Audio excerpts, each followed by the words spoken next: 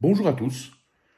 Aujourd'hui se tient en Pologne le premier tour des élections présidentielles, une élection à haut risque, une élection qui porte en soi pas mal de dangers. Donc je me permets de faire cet enregistrement à destination d'un public français pour expliquer un peu les défis, les enjeux, et ce qui peut en ressortir dans quelques heures finalement, puisque donc le premier tour a lieu aujourd'hui, donc le vote va commencer dans quelques heures. Alors, je précise donc en Pologne, en ce moment, il y a ce qu'on appelle la réserve électorale, donc un temps de silence donc avant le vote. Par contre, moi, je me trouve sur le territoire français, donc je ne pense pas enfreindre ce silence électoral. De plus, je ne représente aucun comité électoral, je suis journaliste indépendant. Donc, je pense pouvoir présenter les faits donc tels qu'ils sont à la destination, comme je disais, d'un public français. Et alors, effectivement, donc nous avons cette élection qui, en soi, présente des dangers et des risques, ainsi que donc un enjeu très fort. Donc, d'une part, donc cette élection est soumise à l'ingérence russe, hein. Nous avons déjà détecté des tentatives d'ingérence russe dans cette élection. Donc à voir comment cette ingérence se manifestera tout au long donc du premier tour et ensuite du deuxième tour. Donc c'est une élection aussi donc qui peut être sujet à contestation, puisque aujourd'hui nous n'avons en Pologne aucune institution capable de valider ou d'invalider des résultats des élections de façon impartiale. Le système judiciaire polonais a été démonté par donc le parti Droit et Justice et ses alliés quand ce parti était au pouvoir. Donc le retour à l'état de droit se fait progressivement, mais très compliqué du fait donc d'un processus de blocage effectué par le président en place, issu du parti Droit et Justice. Donc aujourd'hui, la question qui se pose, c'est est-ce que cette élection aura un troisième tour? C'est-à-dire que donc, si nous avons un deuxième tour, les résultats sont serrés, ou alors si l'un des camps conteste ces résultats, qu'adviendra-t-il de ces élections? Puisque aujourd'hui, aucune institution n'est réellement capable de valider ou d'invalider ces élections. Euh, Quels peuvent être les scénarios donc, qui pourraient être appliqués pour la passation de pouvoir? Euh, alors nous avons une possibilité en Pologne, donc qui serait peut-être un plan B, à savoir que donc le Parlement polonais, donc à savoir donc la Diète ainsi que le Sénat pourraient donc valider lui ces élections, et donc le président élu pourrait prêter serment devant le Parlement, mais bon c'est un plan B. Le fait est que aujourd'hui on ne sait pas trop ce qui va arriver, donc peut-être qu'on se dirige vers un chaos, on ne le sait pas. Tout va dépendre des heures, des jours suivants, des résultats. Tout va dépendre des stratégies, donc des camps politiques, surtout des principaux camps politiques, à savoir donc le camp de la coalition gouvernementale, la coalition du 15 octobre, et du camp droit et justice. Mais donc on n'en est pas là, peut-être que ça n'arrivera pas, on verra bien. Le fait est que cette élection est une élection, comme je le disais, à haut risque, une élection rempli de dangers. Donc on va bien voir ce qui va se passer à l'issue du deuxième tour. Mais il est possible, voire probable malheureusement, que cette élection ne se joue pas à l'issue du deuxième tour, et que le fait de savoir qui sera le prochain président de la Pologne donc sera sujet à débat, à conflit, voire à conflit, après les élections présidentielles. Mais cela dit, passons au premier tour, parce que c'est le premier tour aujourd'hui qui nous intéresse. Alors, nous avons 13 candidats, donc 13 candidats qui donc, prennent part à cette élection, qui se présentent à ces élections. Euh, donc, 3 candidats sérieux et 10 candidats moyennement sérieux, voire pas sérieux. Puisqu'en Pologne, donc, il est assez simple de se présenter aux élections présidentielles, il suffit de rassembler 100 000 signatures citoyennes pour être candidat. Le fait est qu'aujourd'hui, c'est pas un souci, puisqu'il y a des entreprises qui sont spécialisées dans ce genre de choses. Donc aujourd'hui, il suffit de demander à une entreprise de rassembler ses signatures, et puis ça se fait. C'est même pas très cher. Et donc ça permet à des candidats, des gens pas connus, euh, qui soit veulent faire un peu de promotion, soit veulent se faire connaître, soit simplement veulent faire des blagues pas drôles, comme l'influenceur Krzysztof Stanowski. Donc ces gens, ça leur permet de se présenter en fait aux élections et quelque part de parasiter le débat, puisque nous avons vu que donc les débats où on avait tous les candidats étaient compliqués. C'était des débats très longs, puisqu'on 13 candidats, on, vous avez plusieurs candidats qui font les zouaves, qui sont juste là pour amuser la galerie ou juste pour torpiller le débat. Ça devient très compliqué entre les candidats sérieux de débattre sérieusement. Donc voilà, donc le fait est que après ces élections, il faudra se poser la question de savoir comment est-ce qu'on fait pour les prochaines élections, parce qu'effectivement aujourd'hui, ça semble très simple de se présenter aux élections et malheureusement, ça laisse place à pas mal de dérives. Surtout, ça permet à des gens, donc des influenceurs ou juste des petits rigolos qui veulent faire des blagues, qui se présentent pour rigoler et qui torpillent le débat. Et le débat aujourd'hui en Pologne, il y en a très peu, puisque déjà, bon, on a un conflit politique qui est vraiment très sévère, et puis ensuite une situation compliquée, puisque d'un côté donc il y a la Russie qui est une menace permanente, de l'autre on a donc les États-Unis de Trump, donc les Polonais commencent à découvrir que les États-Unis ne sont pas forcément une valeur sûre pour leur sécurité, donc une situation compliquée. Alors 13 candidats, donc dont le favori à cette heure est Rafał Trzaskowski, donc le maire de Varsovie actuel, donc qui a été, je le rappelle, réélu pour un second mandat à la mairie de Varsovie au premier tour d'ailleurs en 2024. Ensuite, son concurrent direct est Karol Nawrocki, donc c'est le candidat qui est soutenu par le Parti Droit et Justice. Donc c'est un petit peu compliqué puisque c'est un candidat qui se présente comme candidat citoyen, mais qui est soutenu par Droit et Justice. Bon, le fait est que c'est un candidat qui est bel et bien un candidat partisan, sauf que bon, dans les faits légaux, il est soi-disant indépendant, alors qu'il ne l'est pas du tout. Mais dans tous les cas, il représente le camp Droit et Justice, Prawo i Sprawiedliwość, Karol Nawrocki. Ensuite, nous avons le candidat donc de l'extrême droite, donc du parti La Confédération, Sławomir Mencen. Donc ça, c'est un parti d'opposition comme Droit et Justice. Donc ce candidat donc représente un parti donc qui pourrait s'apparenter à l'AfD allemande. Ensuite, nous avons en numéro 4 donc l'actuel président de la Diète, Szymon Hołownia, donc qui, comme Rafał Trzaskowski, représente un parti gouvernemental. Donc lui donc se présente sous l'étiquette de sa coalition qui s'appelle la Troisième Voie. Donc c'est un candidat, comme je le disais, qui fait partie de la coalition gouvernementale. Donc ça complique un peu les relations dans la coalition gouvernementale, parce que cette coalition en fait n'a pas présenté un seul candidat. Cette coalition a présenté donc des candidats séparés pour tous les partis qui la composent. Donc ça complique un peu les choses. Et on en vient donc à la gauche, donc troisième composante de cette coalition gouvernementale. Donc la gauche qui est représentée, donc le parti, donc le Nova Lewica, la nouvelle gauche, qui est représentée par la vice-présidente du Sénat cette fois, donc c'est Magdalena Biejat. Et nous avons également donc un candidat de gauche, donc c'est une deuxième gauche, donc un parti donc qui faisait partie à l'époque donc de la coalition de gauche parlementaire, donc qui a créé cette coalition, donc qui s'appelle Ensemble, donc Razem. Donc ce parti est représenté par donc le député Adrian Zandberg.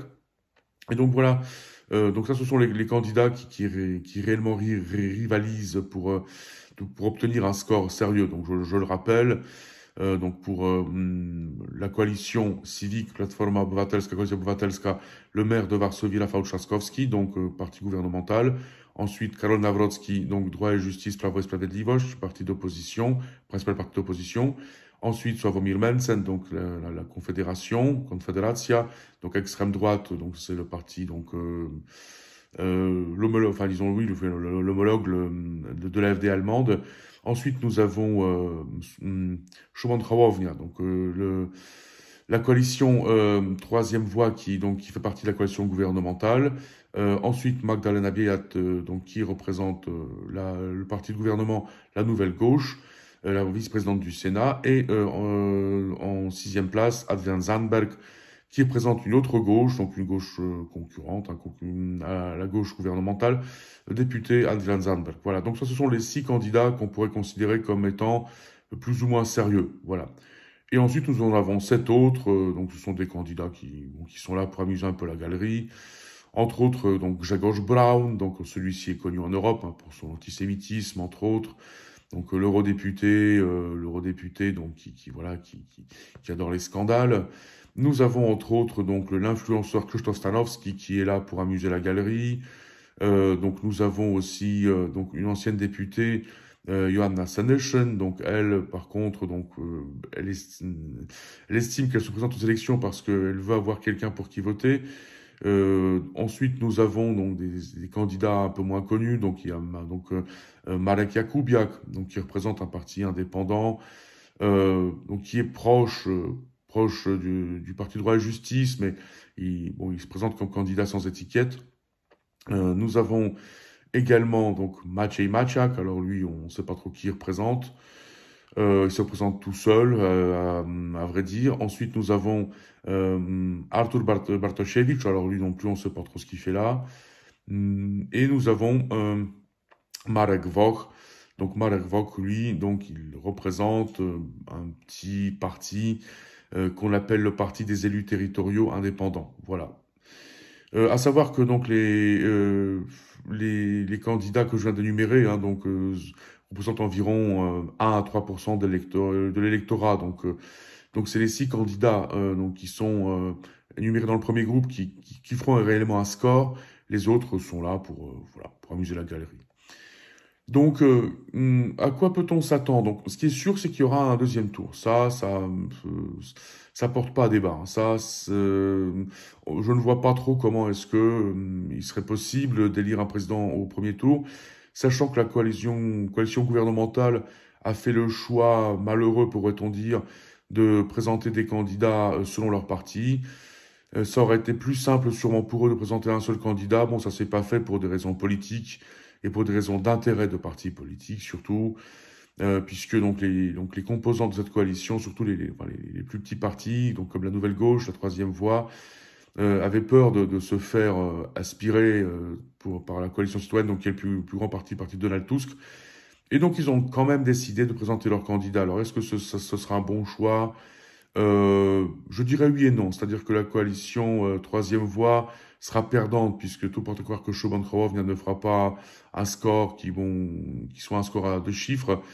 Donc ça pour lui ce sera sûrement un handicap politique. Maintenant peut-être que la gauche a eu raison de présenter son candidat parce que tout porte à croire qu'on va avoir une certaine percée de la gauche. Donc ça on verra. Donc, qu'est-ce qu'on peut attendre de ce premier tour? Donc, bon, comme je le disais, il y aura un deuxième tour, c'est sûr. Maintenant, le deuxième tour, ça aussi, ça paraît certain, se fera entre le candidat de la coalition citoyenne, donc le maire de Varsovie, Rafał Trzaskowski, donc qui est donné favori pour l'instant dans les sondages, et le candidat donc du parti principal d'opposition, Droit et Justice, Karol Nawrocki. Donc ça, ce sera le deuxième tour. Ça paraît assez certain. Euh, Qu'est-ce que va nous apporter le premier tour? Eh bien, on risque de voir une percée de l'extrême droite.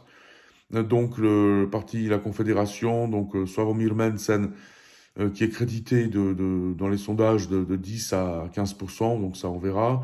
Mais bon, ce sera une percée de l'extrême droite, c'est sûr. Après, le candidat Grzegorz Braun, donc qui lui est vraiment de l'extrême droite, mais qui fait le buzz sur Internet, parce que bon, il dépasse les bornes il teste à chaque fois jusqu'où il peut aller trop loin, mais bon, ça lui permet d'avoir des électeurs. Certains experts disent qu'il peut même arriver à 4%, donc dans tous les cas, ces élections vont voir percer l'extrême droite. Alors, d'où ça vient? Eh bien, ça, c'est un processus donc qui est propre à toute l'Europe centrale, hein, c'est qu'il y a une certaine déception de l'Occident, une déception de l'Union européenne, une certaine fascination pour le Trumpisme, un certain rejet, ou voire un grand rejet donc de d'une façon de percevoir les mœurs en fait en Occident, le mariage homosexuel, l'avortement, voilà le Pax. Donc ça provoque un certain rejet dans une partie de la société, donc en Pologne, et du coup ça fait que bon aujourd'hui on a donc ces partis d'extrême droite qui jouent sur un euroscepticisme, qui se base sur le Trumpisme, voilà, et qui font preuve d'un certain populisme et permettent d'avoir des voix. Et donc, en cela, la Pologne n'est pas différente de la Roumanie ou de la Hongrie. Donc, on va voir dans quelle mesure il y aura cette percée de l'extrême droite. Dans tous les cas, faut bien voir que cette extrême droite en Pologne est forte, euh, ainsi que donc, le parti Droit et Justice, bon, qui est un parti qui se dit conservateur, mais c'est de la droite extrême, pour ne pas dire extrême droite. Donc dans tous les cas, cette élection verra donc une forte poussée d'extrême droite, c'est sûr. Par contre, ce qui risque d'arriver, certains experts en parlent, c'est une certaine percée de la gauche.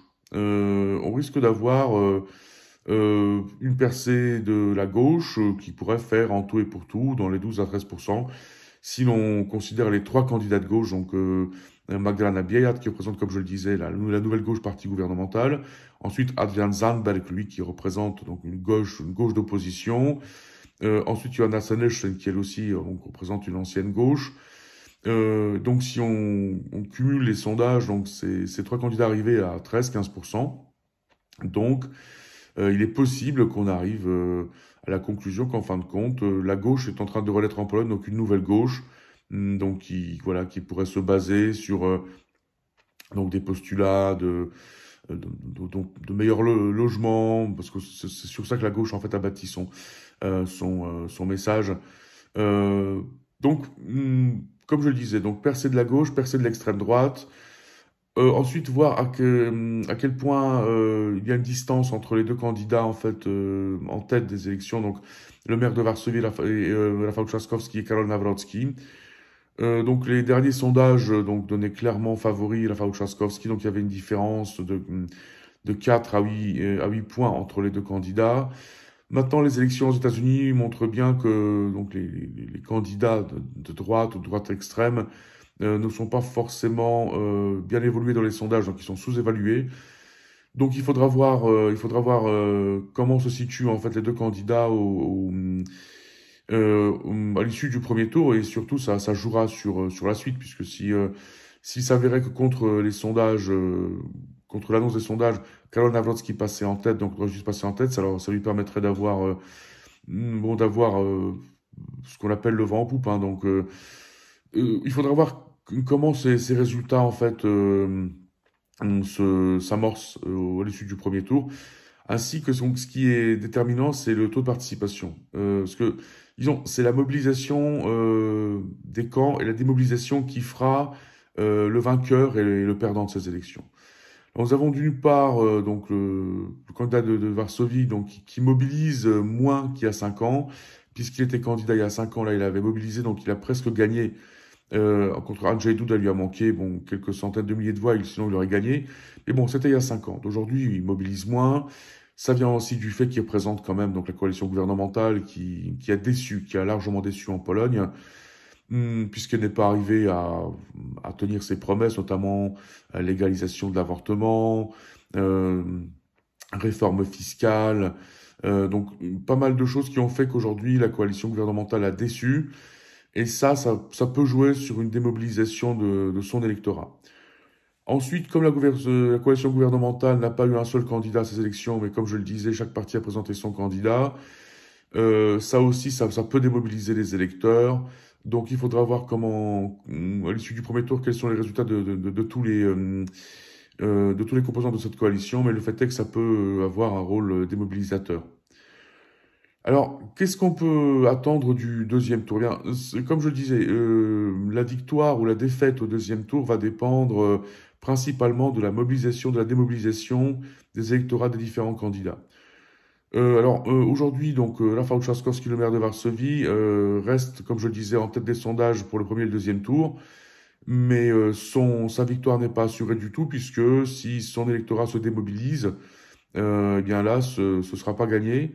Surtout qu'aujourd'hui, il va devoir mobiliser, enfin à partir de demain, il va devoir mobiliser les électeurs de ses concurrents de sa coalition gouvernementale. Donc, est-ce qu'après une campagne brutale, ce sera possible de mobiliser des électeurs qui ont voté pour ses concurrents? On verra. Euh, Pareil pour Karol Nawrocki, lui, il va devoir mobiliser l'extrême droite. Alors ça, c'est pas gagné du tout, parce que donc aujourd'hui, il est entaché donc d'une affaire judiciaire donc qui est pas très jolie. En fait, donc il est accusé, et donc la preuve en a été faite d'ailleurs, d'avoir détourné à son profit un logement social et d'avoir finalement piqué le logement social de son voisin, donc qui était un alcoolique notoire, donc une personne à déficience mentale. Et donc, il est accusé d'avoir profité de lui, de sa faiblesse, pour détourner son logement social et pouvoir le racheter. Donc, comment ça va jouer sur le soutien de ce candidat dans un électorat plus large, on verra bien.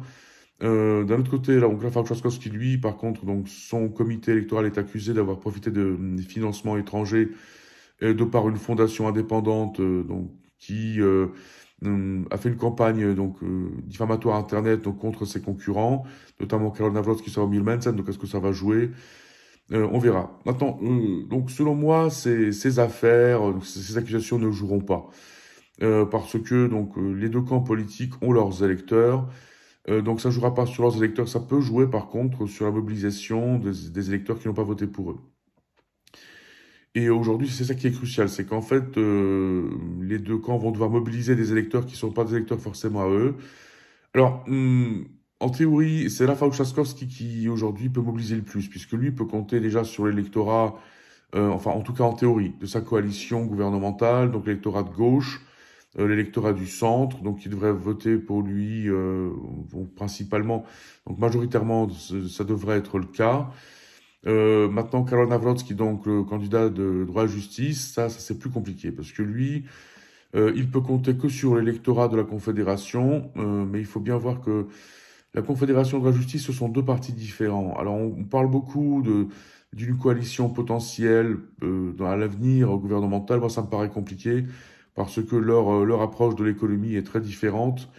Et surtout, ces deux partis touchent des électorats différents. Droit et justice, c'est un électorat majoritairement 50 ans, 50 ans et plus. Alors que la Confédération, c'est majoritairement un électorat jeune.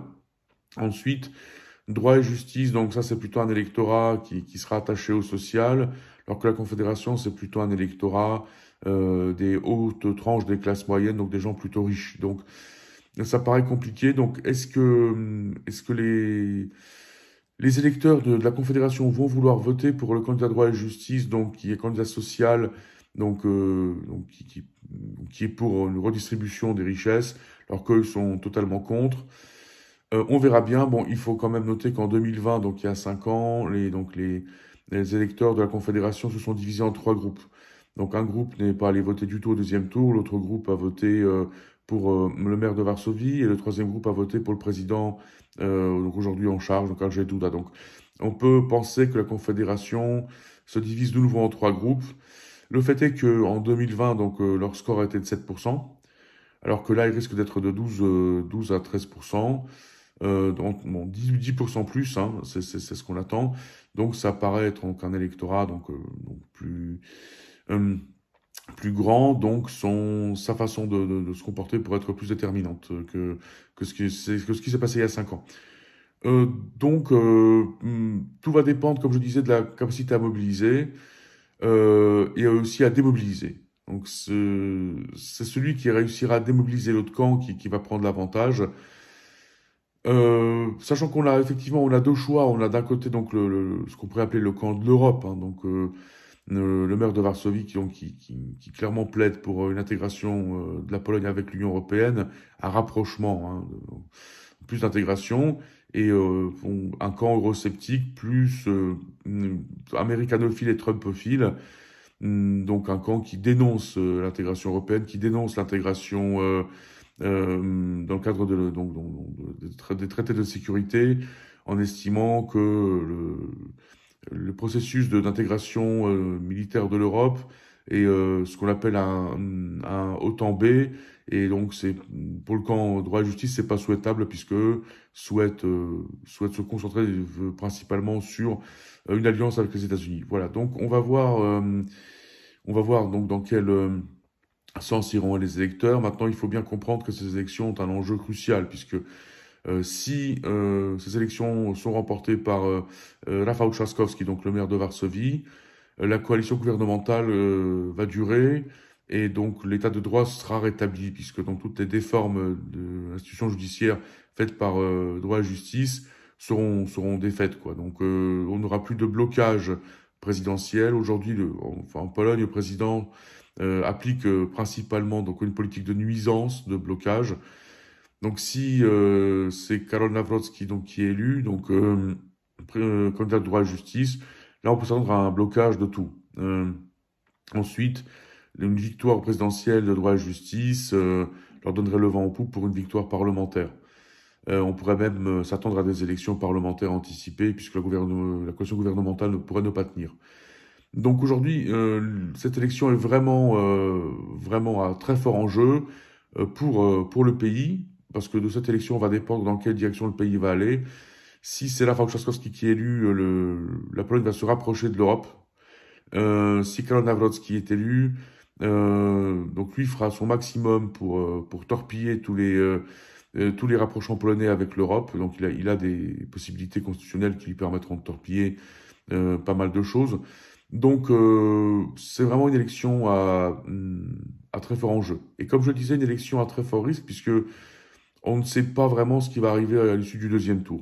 Et on peut s'attendre, par exemple, à de l'ingérence russe. On peut s'attendre à ce qu'un camp conteste les résultats. Et comme on n'a aucune institution aujourd'hui qui est capable, de façon impartiale, de valider ou d'invalider les élections, donner tort ou raison à un camp ou à un autre, eh bien, un troisième tour pourrait avoir lieu, peut-être dans la rue, peut-être au Parlement. Donc c'est donc les semaines qui arrivent vont être déterminantes pour la Pologne et de ce qui va se passer va dépendre de l'avenir de la Pologne. Donc est-ce que la Pologne va arriver à élire son président sans heurts, sans conflit, ou est-ce que ça va dégénérer dans la rue, est-ce que ça va dégénérer en conflit? Ça on ne le sait pas, on verra. Et qui va gagner ces élections? Est-ce que ce sera le maire de Varsovie, donc le candidat pro-européen, ou Karol Nawrocki, le candidat donc eurosceptique, pro-trumpiste? Et surtout, est-ce qu'après de ces élections, après le deuxième tour, est-ce que les deux camps euh, admettront le résultat? Est-ce qu'ils accepteront ce résultat ou est-ce que ces résultats seront contestés par un camp ou par l'autre? De tout ça, de toutes ces réponses, on va dépendre de l'avenir de la Pologne finalement, puisque donc ces présidentielles, comme je le disais, vont déterminer la Pologne et finalement sa forme et sa voie pour plusieurs années au moins. Voilà. Donc je vous invite à suivre ces élections, puisque bon, elles seront assez intéressantes. Aujourd'hui se tiennent également les élections présidentielles en Roumanie, un deuxième tour de ces élections. Donc aussi, je vous rappelle, bon, le premier tour a été invalidé par le Conseil constitutionnel. Donc, mais les Roumains aujourd'hui ont quand même un appareil judiciaire qui est reconnu par tout le monde, alors que la Pologne aujourd'hui n'a pas d'appareil judiciaire reconnu par tous les partis politiques, ce qui complique encore la situation, puisque donc les juges qui ont été nommés par droit de justice ne sont pas reconnus par la coalition gouvernementale et vice-versa. Donc les changements qui ont été faits par la nouvelle coalition gouvernementale ne sont pas reconnus par droit et justice. Donc ça peut vraiment mener au chaos. Donc finalement, la Pologne peut se retrouver dans une situation bien pire que ce qu'a connu la Roumanie, donc à l'issue du premier tour invalidé des élections présidentielles à la fin de l'année dernière. Donc je vous invite à suivre ces élections, son premier et son deuxième tour. Peut-être ce troisième tour s'il a lieu. Je me tiens à votre disposition pour ceux qui souhaiteraient avoir d'autres commentaires. Moi, je suis sur le territoire français. Je commande ces élections donc pour le public français, donc pour ceux qui sont intéressés par ces élections.